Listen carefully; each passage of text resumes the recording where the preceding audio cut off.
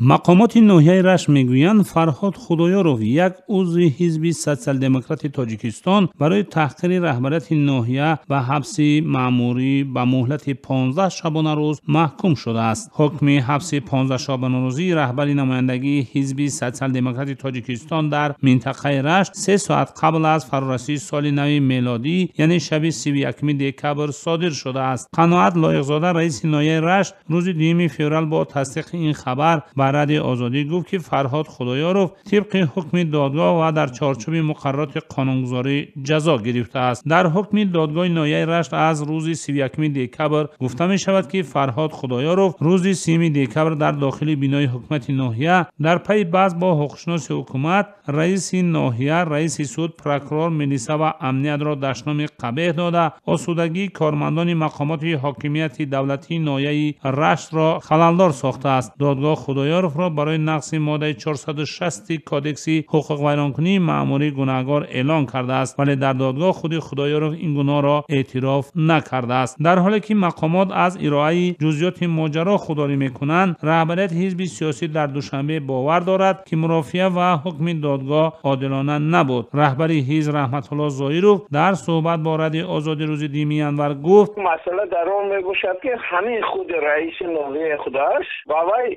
زمین نزدیکی جدا کرده بود، لیکن سونو بینشون چی گپ میشد و دیگه میشد اگه قرار خودش بکار نمیکند و یا به واسطه پروکرور اعتراض آورده سود و بکار میکنه. تا این درجه هر یک رئیس ناحیه در حدود خودش شاهنشاهی کند این خیلی نمیشه. کانستیتوسی هم بوده که حقوق و آزادی انسان کی رعایت میکنه. رحمت الله ظاهرov افزود که حالا بعد از آشنایی با کلیه جزئیات این حادثه با عنوان رئیس جمهوری تاجیکستان امام علی رحمان یک مراجعه‌نامه تهیه کرده از او خواسته است که به این قضیه رسیدگی منصفانه صورت بگیرد. هرچند جناب ظاهرov باور دارد که تا زمان بررسی درخواستش با احتمال زیاد فرهاد خدایارov به آزادی میبراید. با اطلاع رهبریت حزب سوسیال دموکرات تاجیکستان، فرهاد خدایارov از مقامات محلی در ناحیه رشت اجازه ساختمان منزل در یک قطعه زمین را گرفته مشغول بنیاد خانه نو بود. بعد مدت قرار اختصاصی زمین بیکار شد و ظاهرا همین موضوع مورد بحث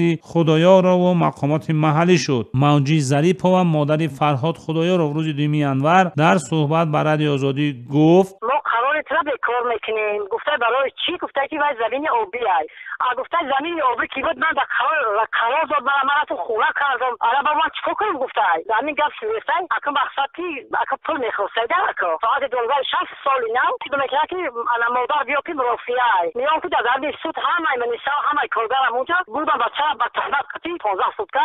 مادری فرهاد خدایارov گفت که پسرش در نمایندگی دانشگاه مسقط در شهر نارین قرقیزستان از روی اختصاص رابطه‌های بین‌المللی و حقوق شناسی ختم کرده و یک شخص فرهنگی و دانشمند است. فعلا که خودی خدایارov در حبس است، دریافت اطلاعات بیشتر درباره اصل این ماجرا امکان ندارد.